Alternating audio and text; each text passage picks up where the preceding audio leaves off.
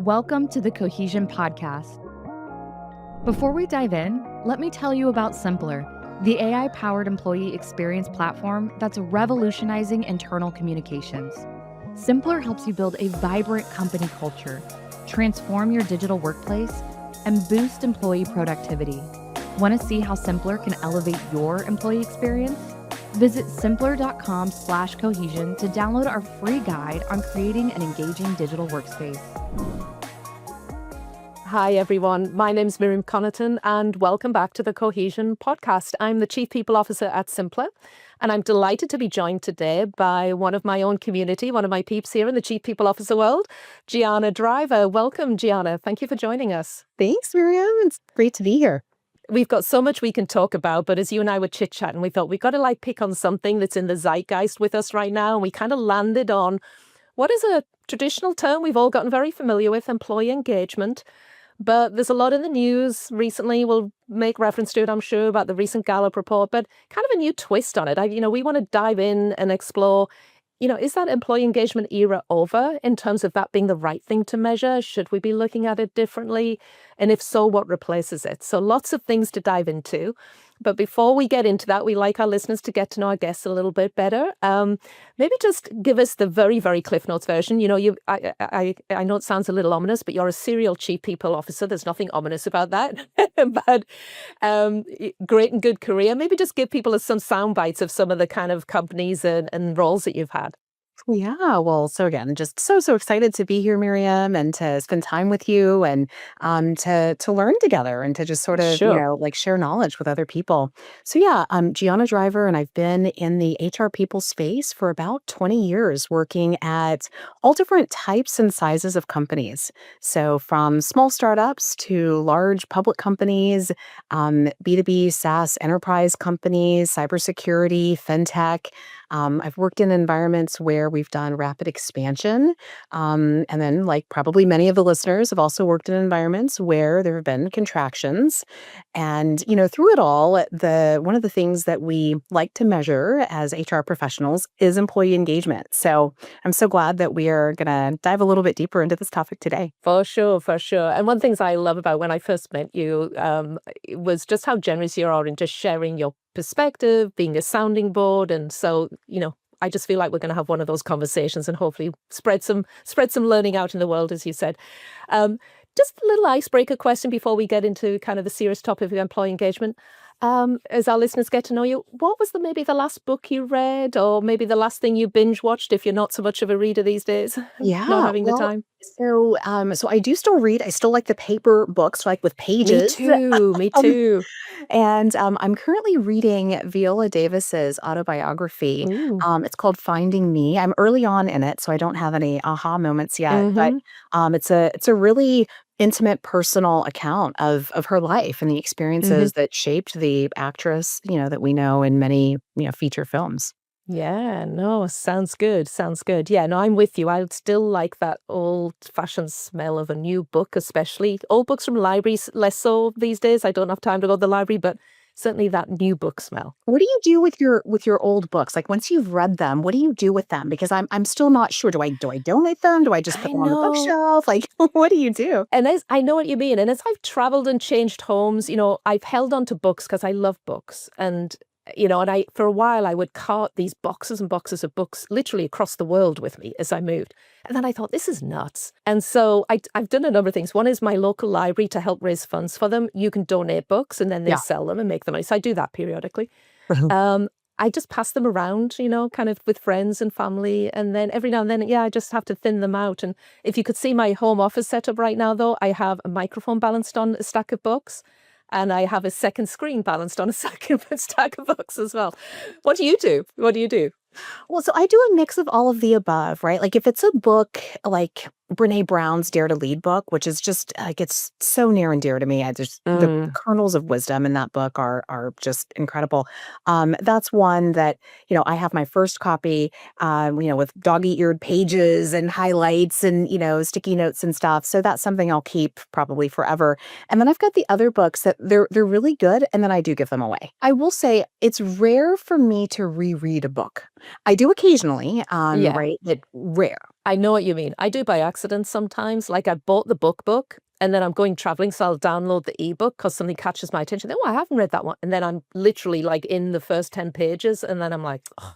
Yeah. Yeah. I know the I've done feeling. that a few times. Anyway, we digress a little, but let's dive into the topic of engagement. I mean, one thing that struck me, and it was a little while ago, not too long ago, Gallup did their annual State of the Workforce report. The headline was along the lines of, global low in engagement dropped as well in the US to I think a 10-year low.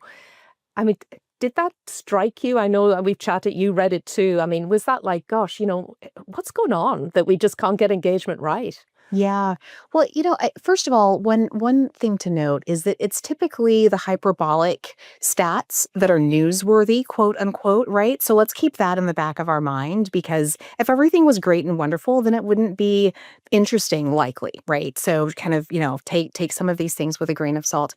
I think that it's interesting that engagement numbers have remained low over the years, right? I don't know that there has been a time, at least in my professional history, when I recall Gallup or any of the other polls come out and release a report that says, wow, American businesses or global businesses, tech businesses have really nailed it. They have figured it out and engagement is going through the roof.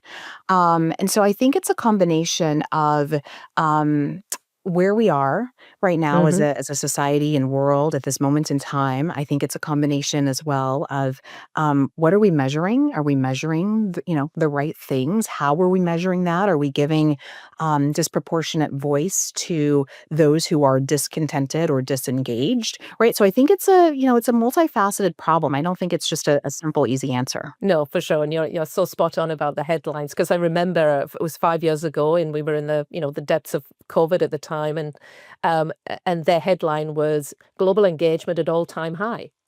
Yeah. And it was relatively so, but it was like 36 in the US versus I think the 31% it is reported this year, but it was a global high. So Yeah. Yeah. yeah, no, I think you're right.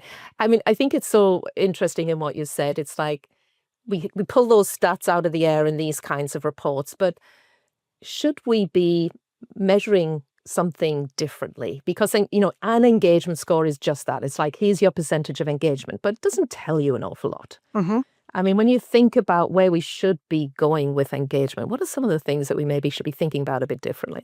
Yeah, well, I wanna define engagement really quickly because I think Yeah. that context is important, Yeah. right? So, when we think about employee engagement, I think of it as how committed, how emotionally bought into the success of a business is that person. Mhm. And the way most often that engagement is measured in these various different surveys is often with one question, and it's usually something along the lines of, how likely would you be to refer this workplace to a friend?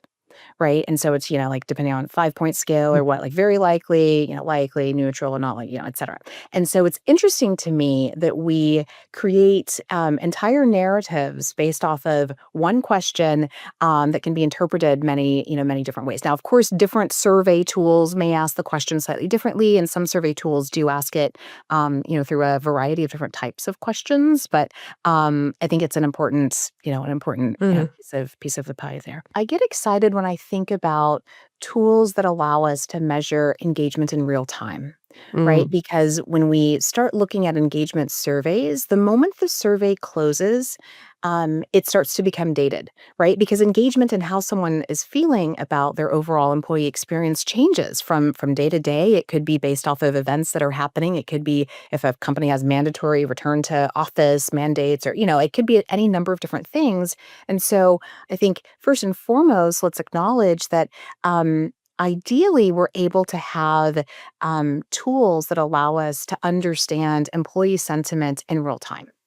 Mm. Or almost real time, right? Like, because often, after engagement survey closes, it then takes at least several days, if not weeks, for typically the HR teams to, synthesize the information and come up with key takeaways, that type of thing.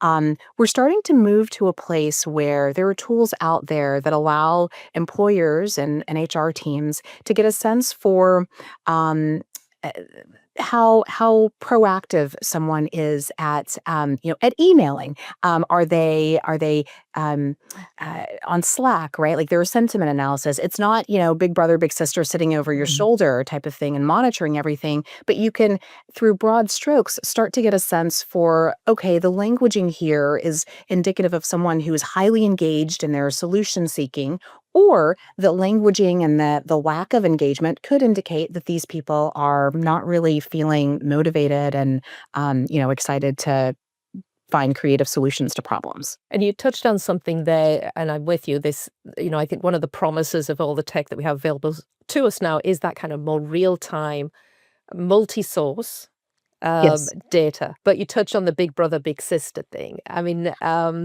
where are you on that kind of debate that what is it okay to monitor and collect, and what might maybe just be pushing a line into that's a little much to be gathering that, especially if you're gathering it in the background and not, being Yeah. transparent about it, maybe. Well, I think it's important for organizations to be upfront and honest with employees about their practices when it comes Mm. to, data monitoring and that type of thing. And so if a company, if an organization is monitoring, I think just being upfront and sharing that with employees, and if necessary, sharing the whys behind that, I think is really helpful. And that can be a trust building exercise with employees as opposed to one that erodes trust. Mhm. And then my thoughts on the actual monitoring of, I'm less interested in the specifics of, oh, this employee said this thing or that employee said that thing. I think it's more helpful to look for trends and more aggregate level data and information. Mm. So as an example, that might look like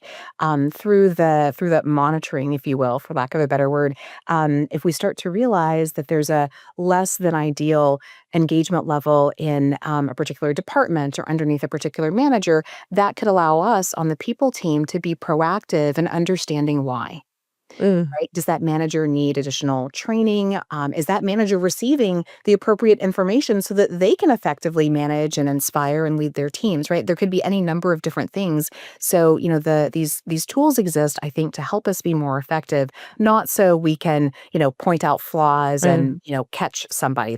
I don't think that's the purpose. I like what you said with that use case example with managers, because I think so often traditionally, I can remember back in the day when, we had that big lift to do an annual employee engagement survey, and there was literally, you were combing through the data. It used to take us weeks at Yes. least to get the PowerPoints together. And then when you presented it, people were hanging on your words, but really it was pretty aggregated. Yeah. And I think what, for me, some of the new technologies that I think are going to allow us to do is what you're saying, which is if you've got kind of a hotspot here where, maybe scores are down, you're not just picking on that, but where it's better, what are they doing differently? Yes. Right. And how can I extract those insights? Because it might actually help this group over here or this leader over here. Mhm. And I think we're in a place now where we should be able to get more of that kind of helpful insight from the Mhm. data, don't you think? Exactly. I 100% agree with you, and I think the types of tools that you're referring Mhm. to allow for data aggregation across the entire employee workforce. If we look at engagement surveys only, they are beholden to the feedback of those who take the survey. Right. So oftentimes, almost every single time a survey is given to employees, I've never worked in a company where we've had 100% participation. Mm. Right. And I think that's very rare. And so it's always some number less than 100 percent of folks who take it. And so in some ways, we are then looking at data for those who participated. And there are a variety of reasons why someone may not participate. They could be on leave, they could be out, they could also be so disengaged that they can't be bothered to take the survey. Mhm. So what I like about the tools that you're discussing and talking about now is they allow for information across the entire employee workforce because you're getting data from different work streams and different Mhm. places. It's almost like that notion that sometimes the outliers or the contrasting data points can maybe give you the better clues Yes. sometimes, or cause, or maybe just generate discussion that'll lead to some insight or some breakthrough, maybe. Yeah, totally agree. For sure, yeah. And I want to come back to, so we touched on manager enablement there. There's so many other use cases. And I want to go back to something you said about, the definition of engagement. Mhm. And, a big part of it, as you said, is about that emotional, how I feel about things and how do I feel connected. And we're talking now about measuring differently. So what are some of the things that we should be measuring? Should we be measuring connectivity, how connected I feel? Uh-huh. And I mean that obviously in an emotional sense. Should we be measuring culture in a different way? We can do the monitoring data collection, but when we think about intentionally measuring, what are some of the things that you would be curious and interested now and say, I think we should be measuring these things? I would love some type of measurement on how joy-inducing is your work. Mm. Do you derive happiness from your work? Because we know that employees who feel a sense of purpose and connection to their work are more productive. They stay, at companies longer. They're more engaged, and so I'd love to start to look at that type of measurement. I'd Mm. love to look at things like how meaningful someone finds their work, not to be confused with someone needing to find meaning in work, right? I think that it's important that we are whole humans and have meaning outside of work, but starting to understand, are our employees connected to the work that they do? Do they feel that they are doing something worthwhile in the world? Is this meaningful to them? Is their work meaningful to their own goals, aspirations, career motivations?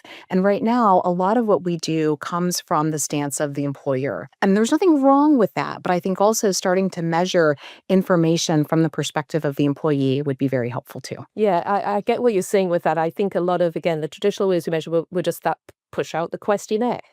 Here's the 24 questions. You tell us maybe once, possibly twice a year. We might pepper in some pulses. But I think going back to what you're saying earlier about this ability now to get real time or close to Mhm, real time data, it's more of mhm, a pull. It mhm, allows us to have more of that pull, doesn't it, mhm, to get at those other things. mhm, Um, you mentioned earlier about, we touched on there's some ethical considerations when we mhm, think about, is Big Brother watching you? One of the things that I'm curious about is, as we think forward in this world is, should we be thinking differently about having that transparency, like you said, of saying, hey, these are the things that we are monitoring and tracking. mhm, I think some companies do that now, but mhm, not all. mhm, This is the data that we are gathering and why, mhm. because it really is to be useful. I mean, I think it's taking us into a whole other world there, isn't it, of just transparency in order to work differently. Yeah, I agree with you. And I think, to approach this from a place of empathy, I think is important. So specifically, all of this technology is new. And so anytime something is new, it's gonna be, fear invoking, right? It's unknown. And so I Mm. think to the extent that we can fully disclose to employees what we're tracking, why we're tracking those pieces of data and information, and what we hope to get out of it, I think will be really important. So I do believe we are moving into a world of smarter technology, and I think it's incumbent upon us to share with our employees what we're doing. As you were talking, I was thinking about with the evolution of technology and the types of relatively real-time data we're able to get on our employees, how wonderful would it be if we had smart tools that can help us almost real-time understand sentiment and engagement, and also then help us understand the right questions to ask, because we're moving into a world where data gathering is only part of the equation. It's much more important, I think, in the future to know the right questions to ask. And so if Mm. technology solutions can help us with that, I think that's going to help us move even faster. I agree with you. It's that ability to be kind of adaptive. So depending on how you answer one thing, I might show you something else. And we've had that, we know that of that notion in the traditional engagement world, you would have the kind of adaptive questioning, but again, it's making it much more fulsome, multi-source, real time. I totally agree. And I wonder if there's something in terms of our readiness for this in the workforce when we think about, there's a lot of discussion about depending on how you count it, the 5 generations in the workforce, different expectations of the generations. Some of those things I ascribe to, some of them I don't. I think humans are humans. But, as we think about where we are now, the kind of mix of skills and generations in the workforce, where do you see that going? You think that's going to help us accelerate more into the ways that we're going to measure differently, or is that going to create some challenges? Anytime you do something new and different, anytime you do something, period, right? Like there are challenges. So, let's acknowledge that there will be bumps in this road. But the diversity of the generations in the workforce right now, I think, creates a ton of wonderful opportunity because you've got folks who just are wired very differently and process and think about the world differently. That said, I'm also observing that those who are newer to the workforce, so less tenured, less seasoned, early career folks, tend to be a lot more comfortable with the notion of machine learning, AI, just engaging with data all around them all the time. Now, they couple that with also being pretty strong advocates for balance, for mental health, for transparency. And I think that's beautiful. I know it gives us headaches sometimes as, as the more seasoned executives. But that said, I think that they're keeping us honest and they're holding us accountable as we start to use these technologies more and more. And I think that's a really positive thing. But you know where my mind went when I was listening to that as we think about some of the fast forward stuff into the future is, the technology, we also, depending on your job, it varies, but we're all interacting with technology in many more ways, both in our personal lives and our professional lives. But from that measurement perspective, I wonder how smart the technology is going to get in measuring and giving us feedback on how we should be interacting with it. Both from mental health and our well-being. I mean, you've got tools now that are quite simplistic. Well, it'll tell you how much screen time. Hey, you might want to take a break. So we've got those little prompts already coming in. And it's knowing that because it's measuring. Hey, you've been online continuously for the last X number of hours. You might want to take a break. Yeah. But I just wonder, kind of when we think about measurement, the technology itself is going to be adaptively measuring us and what we're doing and giving us feedback and suggestions in a different way than we're used to. Yeah, totally. Now I'm going to go far out there. Go on. Like far out there, right? And this could be controversial. I imagine a world where, yes, we've got all of the types of adaptive technologies that you're talking about, and you couple that with biometric types of data too, right? And I know this is a scary concept, but if we just roll with it for a second, let's say that we have relatively real-time information that's sitting on top of our Teams, our Slack, our email, our Zoom, our, all the ways that we engage and interact with one another. And also we have, whether it's a smartwatch, a smartphone, or some other, an Oura ring, whatever it might be. And over time, we're going to see tools that are able to parse together this information and say, as an example, when Gianna meets with person XYZ, her heart rate spikes. Her, her stress hormones, go off the charts. Or maybe conversely, her serotonin and dopamine and oxytocin start to really, fire up, right? So I think that we're going to eventually move into a world, and this is going to have all kinds of ethical bells and whistles, et cetera, et cetera. But I do see us moving into a world where we're going to have all of this integrated technology that I think can be used for really cool stuff to make our lives happier, better, and more productive. Well, when you think about it, I mean, like with that example that you gave, which, if we put it in a healthcare setting, there's obviously a lot of research and, kind of new devices and new technologies coming into the healthcare space. Obviously, in this example, for medical reasons, but some of that does translate into the workplace when you think about well-being and, kind of wanting to create the best possible work environment that's supportive of the holistic needs of the human in the workplace. And for us as leaders, understanding when we do something right, what made it right? How do we scale the greatness of that right thing that we did or those people did or, that team did so that we can make it better for everybody? What it makes me reflect on is, I forget who it's ascribed to, it's probably Bill Gates or somebody out there, that kind of we tend to, I think it's overestimate kind of the present and underestimate the future. And, kind of, I think the example that's often given is, at least for me and my generation, if I'd believed what was going to happen by the time I was grown up, I was imagining I was going to be in a flying car. Of course, that hasn't happened yet. Right. So maybe it's the other way around. We overestimate the future. But I think what that says is there's so many things that we can't imagine yet that are possible, that we're starting to see hints of, like your example about tying kind of the well-being of the human in with the tech and giving, real-time data. But it's probably going to be here a lot faster, I think, because the cycles, at least, would you agree with this statement? I think the cycles are just so, this is the fastest period in my career for cycles of innovation and how they're impacting the workplace. I agree with that. And I think it's only going to speed up, actually, right? Because our ability to process, synthesize, aggregate, and then, continue running is faster than it's ever been because of the tools and the technology. And the tools and technology are continuing to iterate and get smarter and more adaptive over time. So yes, I do think that we're going to be in a world that's moving so quickly. And to the point that you were making about humans and adaptability, there was some study, and I don't know if it was Harvard or McKinsey, but it talked about how we often underestimate a human's ability to be adaptive. Like as we think about these step function leaps and changes in technology and data gathering and stuff, it seems almost overwhelming when we think about it in the big picture. But if you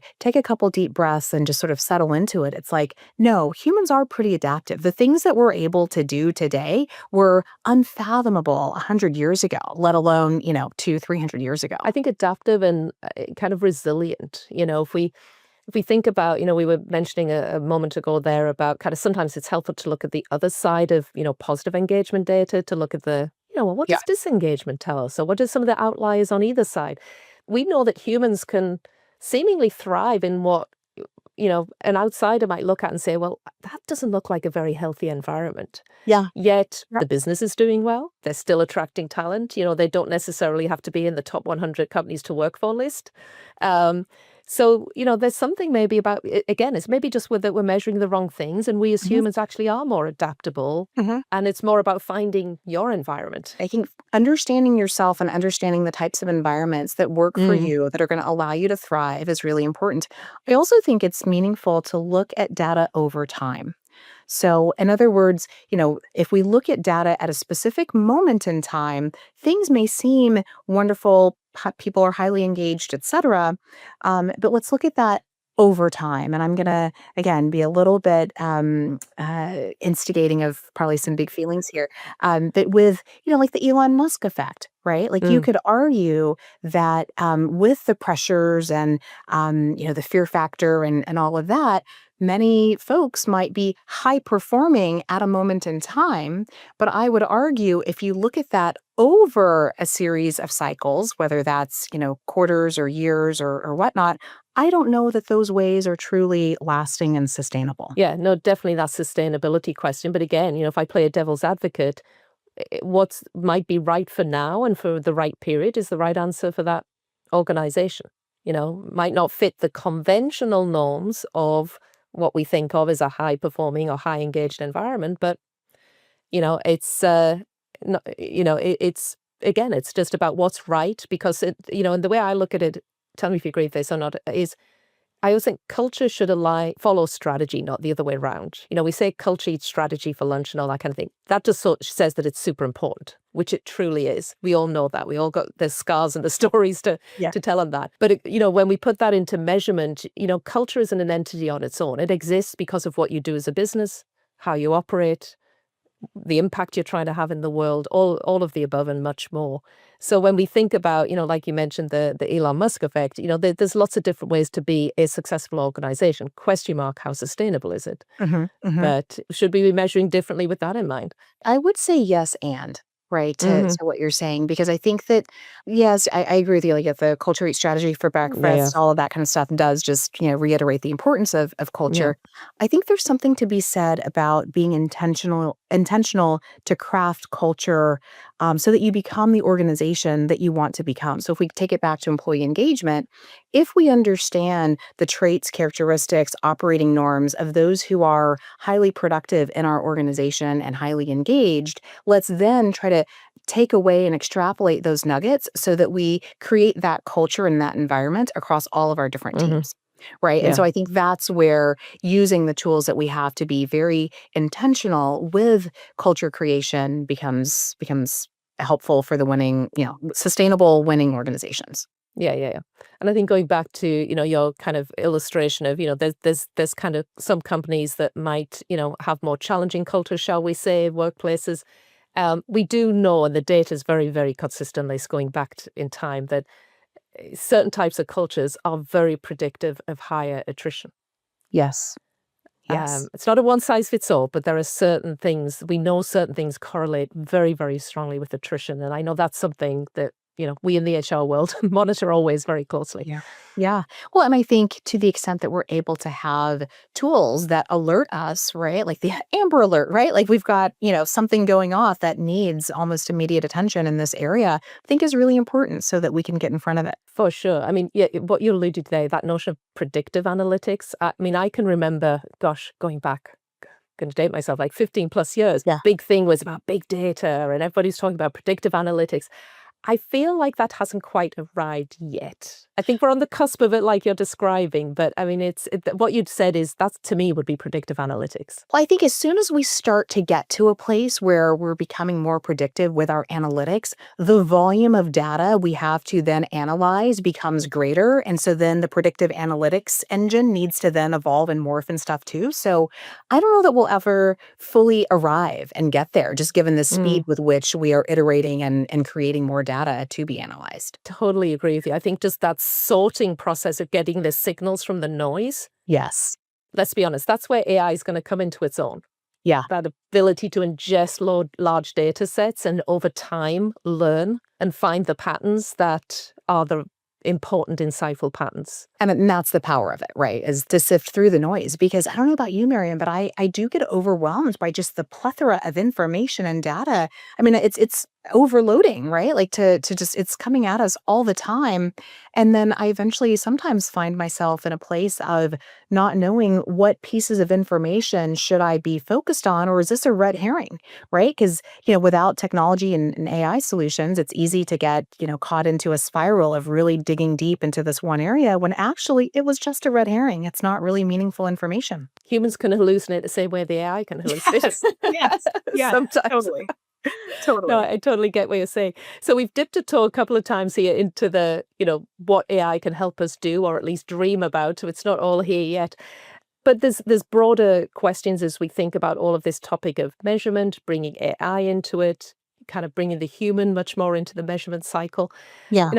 We need to balance both the opportunities, the upsides, and the possible downsides. Where do you stand on, kind of what are the things we should be weighing more broadly when we think about use of AI, in a measurement case or in other cases in the workplace, and the human experience and the things we should be weighing here? Well, I think it's important to remember that we are optimizing, I believe, for the human experience, because when we optimize for that, we are optimizing for business outcomes, right? And so I think it's important to get the order of prioritization right, and to understand that anything we do with AI is in service to the human and the employee experience, whether it's to make them happier, more joyful, have more meaning in their work, help them work more efficiently, be more productive, like whatever it is. But I believe it's in service to the employees and the human experience, because again, that then drives the business outcomes. And so as we look at different solutions, I think we are still in a nascent place where,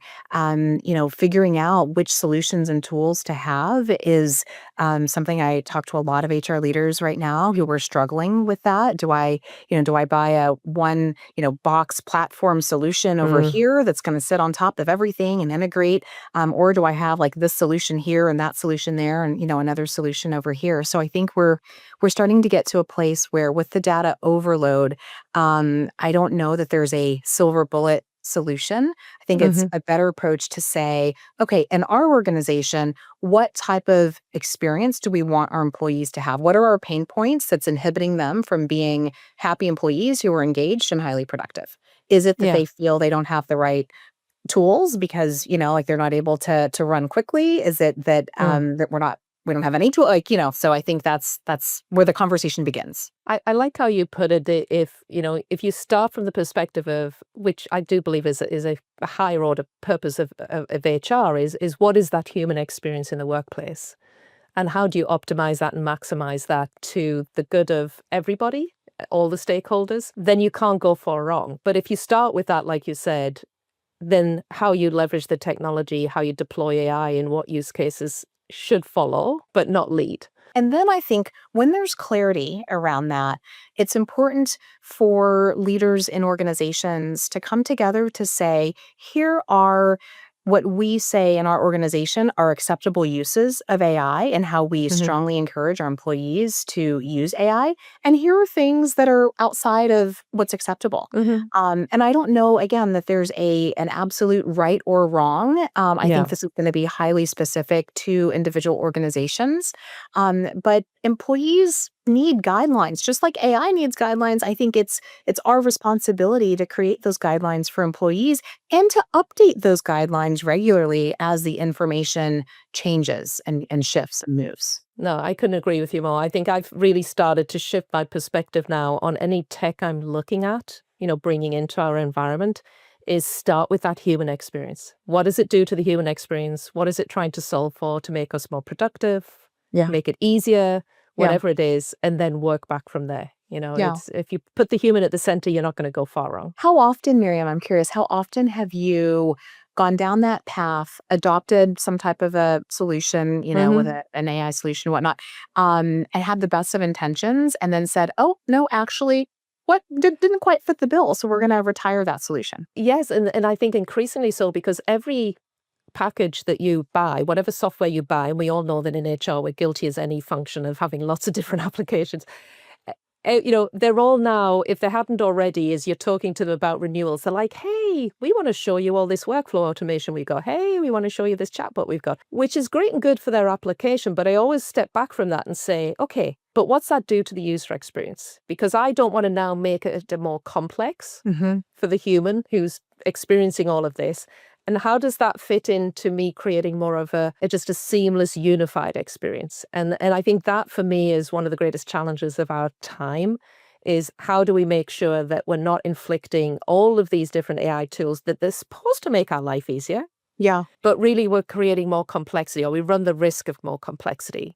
And so that's how I kind of evaluated, yes, you make mistakes, you kind of buy something with the best intentions and then you live and learn. But I think that's part of for me, that's the experimentation with the new, as long as you don't make too many too expensive mistakes along True. the way. True. But, Yeah.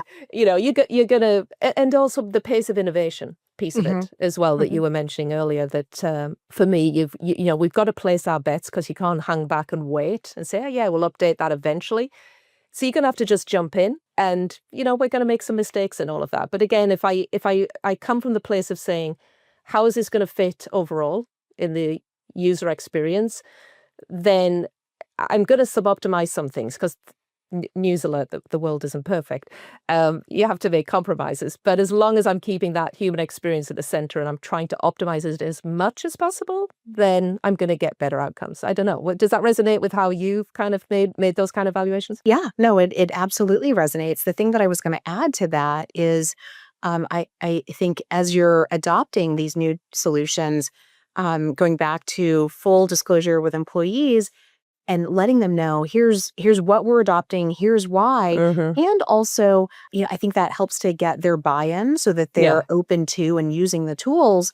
And if we want to iterate and evolve some of that stuff, because maybe the tool isn't the right tool, or maybe how we're using it isn't right. But I think to the extent that we can engage and speak very openly with our employees, I've observed that helps to have higher adoption rates and stuff like that. And with some of these newer tools and applications we're looking at, how are you thinking about, there's a lot of these next best action type tools that are coming in or just applications, within a tool, especially with the chatbots are becoming more like coaches or Yeah. agents. How do you feel about that? Because they're kind of, in some ways, they're like giving some of the advice that maybe HR would have traditionally done by advising the manager or so on to, here's what I think you should do. Yeah.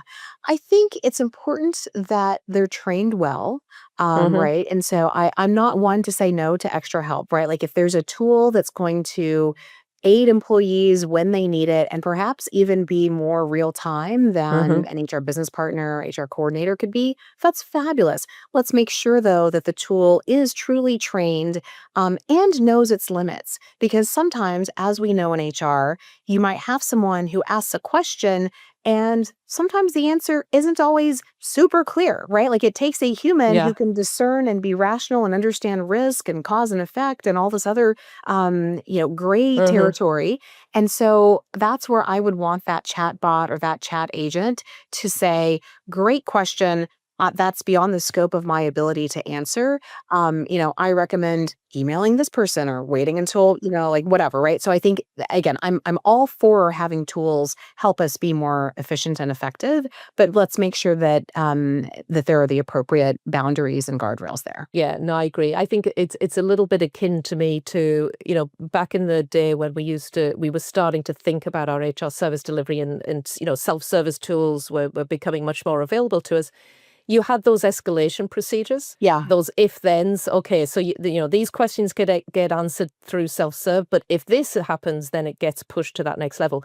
And I think you're right. I think in an AI context, it's about taking those concepts of safeguarding guardrails where you need them to make sure that the right support and Mhm. answers are coming not just purely from AI. Yeah, it's going to be an interesting time for us to think differently about how we design those workflows as well. Do you ever get a bit overwhelmed by the number of chat bot agents? So, in other words, the HRIS has its bot. Oh, You go to the benefits totally. portal, it has a bot. You go to the payroll. Like, I feel like I've got bots everywhere, but they're not always talking to each other.